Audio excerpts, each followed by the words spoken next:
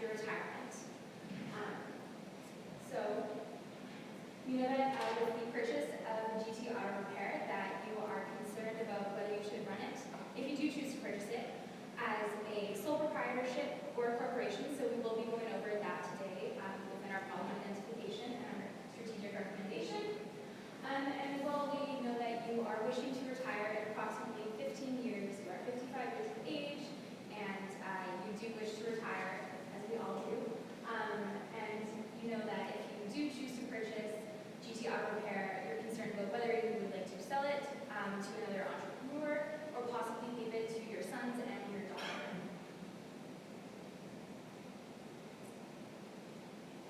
So with the information you gave us, we identified your main problem as should you continue your job at AutoSmart or set up GT Auto Repair.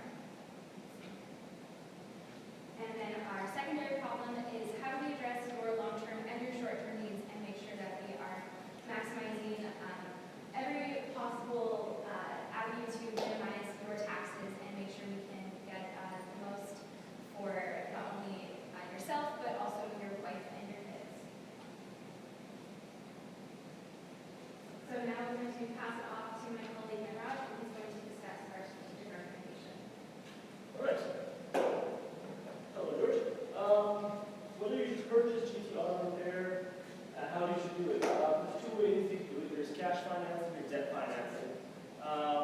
We personally would prefer debt financing. There's better long-term tax betterments, improvements that you can do. Cash financing, it really ties up your cash that you have in your savings account, checking account, and you really can't really use it anywhere else. It's really tied into the business.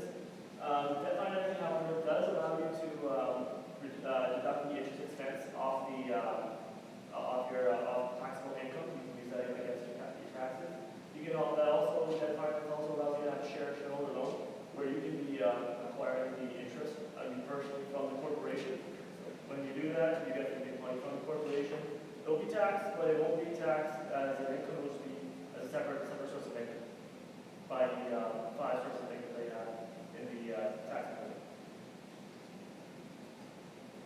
Now I'm passing on to Clark, which will tell you more long-term implications. So I'll talk about the long-term implications. In long-term, in year 3, we would like you to incorporate your business. In the first 2 years, we recommend you, George, that you should pursue as a sole proprietor. According to the statement provided, we check that in the initial years, you have to make the client base. You have to know the industry again. You were not in the industry before. Like you were working as a serviceman, but as a businessman, you have to get the information about the industry. So in the first 2 years, you can start it as a sole proprietor, but as you set up your business, you should incorporate your business.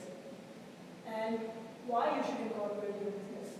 You will be getting a small business deduction that is available only to the CCPCs. And that is 500,000 every year, so you can reduce your taxable income with that.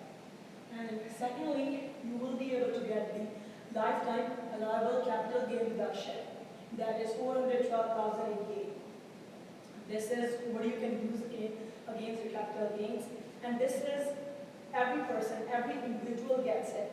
So it will reduce the taxable income for your corporation. Thirdly, we would recommend that you should get dividends instead of salary in order to reduce the taxes you have to pay. We know that salary reduces the taxable income, but as it is a CCPC, so the double taxation, or we know that with dividends, sometimes you have to pay the more taxes, but as it is a CCPC, the federal taxable tax refunded or the dividend, it would be same. You won't have to pay that much taxes for the dividends. And you should do the income splitting by share classes, by setting up the share classes. So you will be the common shareholders for the CCPC, and your wife will be the non-voting shareholder, so that you can provide the dividend income to your wife. In this manner, you will be able to do the income splitting. By doing income splitting, so you will be paying the particular amount of taxes, and in the third year, your income is more than 100,000. So you are in the bigger bracket. But if you split the income with your wife, then you have to pay the lesser taxes. And your wife will be in the lower taxes too because she's not working. And third question you asked was regarding the estate freeze. So what is the estate freeze?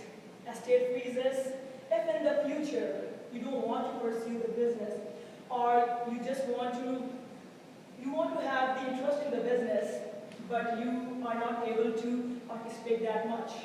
So you can freeze your estate by issuing preferential share to yourself, and then you can issue common share to the other people. For example, if your kids are interested, now they are just 13 to 16 years old.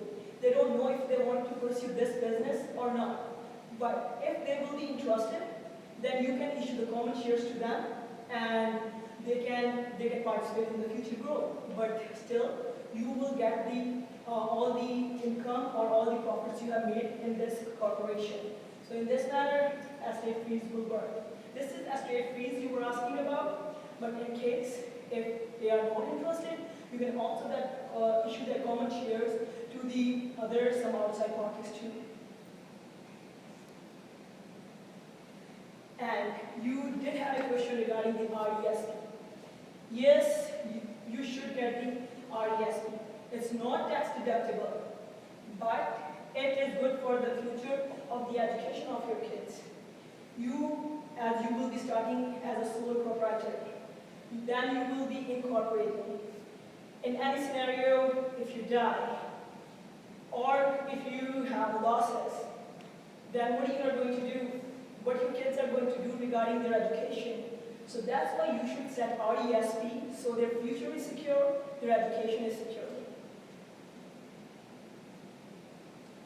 And now let's forward towards the implementation. As discussed earlier, we will be doing debt financing. I think you should do debt financing of 200,000 as you are eligible for that, because if you want to pursue any business, you should go for the debt financing, as you will be getting you can deduct the interest expense from the corporation income. And secondly, for the short term, we would say you should purchase of course, you should purchase the GT Auto Repair. You are working so hard, your age is 55, of course you want to set up your own business now.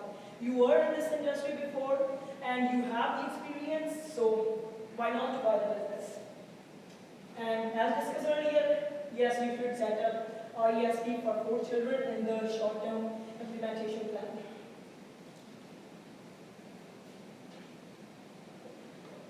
And let's talk about long-term. Discussed earlier, I think so, you should incorporate. After incorporation, you can even delegate your work to other workers. You may need to hire 2 other workers too for the repairs, and you need to make the client base. And you have to develop connections now. As you want to pursue the business, you want to expand it, and as you are incorporating, you're setting the share classes. In setting up the share classes, your wife will be the non-voting shareholder. She will be getting the dividends, and you will be getting the dividends too. But in any scenario, if you want to reduce your income, if it's totally high, you can have the salary too. You can have the combination of salary and dividend. But we would recommend you should go for the dividends. So as discussed earlier, this is a Class A and Class B. You will be the 100% voting shareholder, and your wife will be not voting shareholder. Now, another suggestion would be that you should set up trust. Why? Your kids are in between the age of 13 to 16. After 2 years, you are incorporating the business. After 2 years, you can set up the trust. So after incorporating, as your kids will be of 18 years old, they are eligible for capital gain deduction. And if the operating company, your operating company, is transferring the funds to trust, providing or declaring the dividend to trust, then your kids are the beneficiaries of the trust. They are eligible for the dividend. In this manner, you will be able to reduce your taxable income, and also you will be able to maximize your income in your household. So in this manner, you're able to reduce, you will be able to reduce the taxes you have to pay. And regarding the RRSP, TFSA, we check your statements. You already have lots of funds, but of course, in order to reduce the income, you should contribute to RRSP and TFSA for your future, and you should go for mutual funds instead of EFTs. And in order to mitigate the risk, you can. This is in order to mitigate the risk. You are contributing toward the RRSP and TFSA. Regarding the slides, my teammate Manraj will talk more about the EFTs. So you might ask, why mutual funds over EFTs? You notice in your portfolio, you do invest highly in mutual funds and not EFTs. Mutual funds, although their rates are higher, they charge 2 to 2.5%, sometimes you find rate 3%. You are given a fund manager. These fund managers are, heavily qualified. They have the CFA designation. They have all sorts of education that knows what money that they're putting in. These mutual funds are diverse. They're generally low risk. You can find low risk mutual funds. You can find high risk mutual funds. You can find something that's to your taste. And the best part of it is, while you're busy managing your business, you won't have to manage your mutual funds because mutual funds will already be managed by a manager. Whereas an EFT, you would have to manage it by yourself on a daily basis or a monthly basis. Although the rates are lower, like a 0.2% rate on EFT, it would be a time challenge with you operating your auto repair business as well as you operating your portfolio as well. So I think just for the time management sake, I think mutual funds would definitely be a better option for you. That's an option.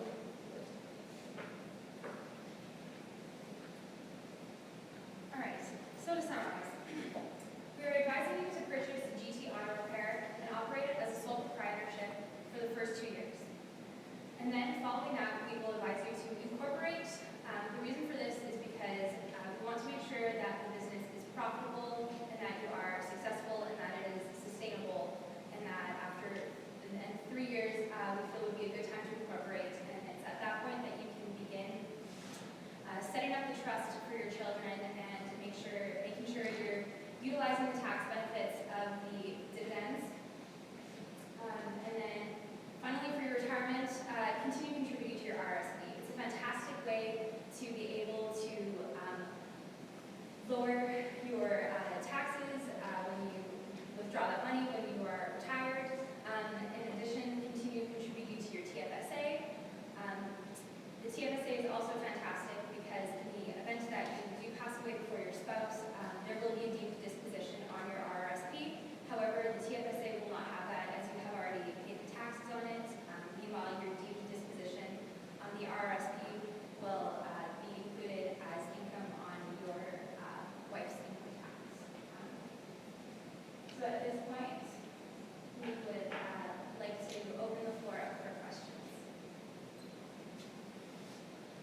I'll start. Thanks very much.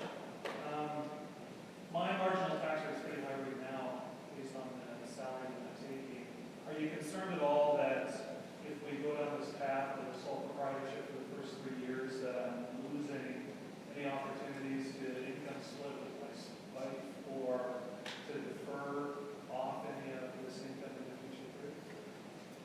That is a fantastic question. We did consider the fact that running as a sole proprietorship, you will lose the opportunity to do the income splitting that you would have within the corporation. However, we were really concerned about you making sure that you have a sustainable, profitable business before going through the process of incorporating and having to go through all the articles of incorporation and setting up that business structure. So we figured it would be best to operate as a sole proprietorship, even though you will be paying more tax at a higher marginal tax rate. In order to buy this business, I'm only able to borrow $200,000.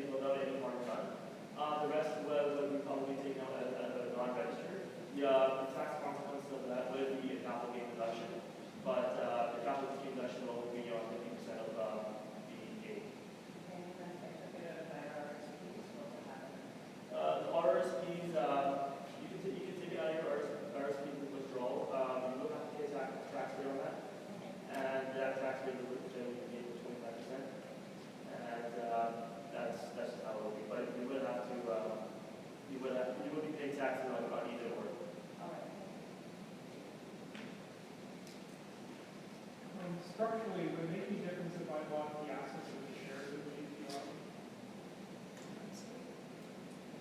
Would it make any difference if I bought the shares or the assets of GT Auto?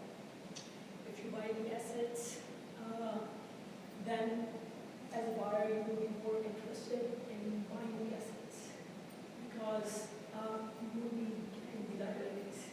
But as, like, those people buy the assets, you would like to buy the assets if you have got the experience in the industry. You know you have the experience in the industry, you have the client base before. If you buy the shares now, you will get the company. The company has a name, and you will get the client base too.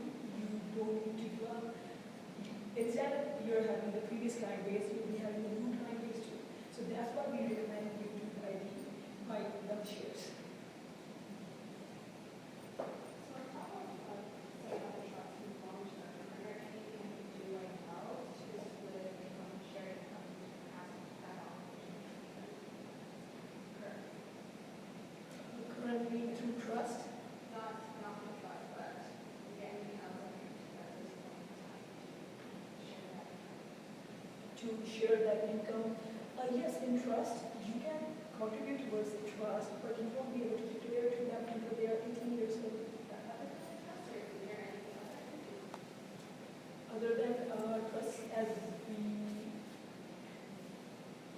other than that, as we talked about, you can go to the RSP to provide their educational benefit. But other than this, unless they are 18 years old, they won't be able to get any dividend or any salary unless they are working in the firm.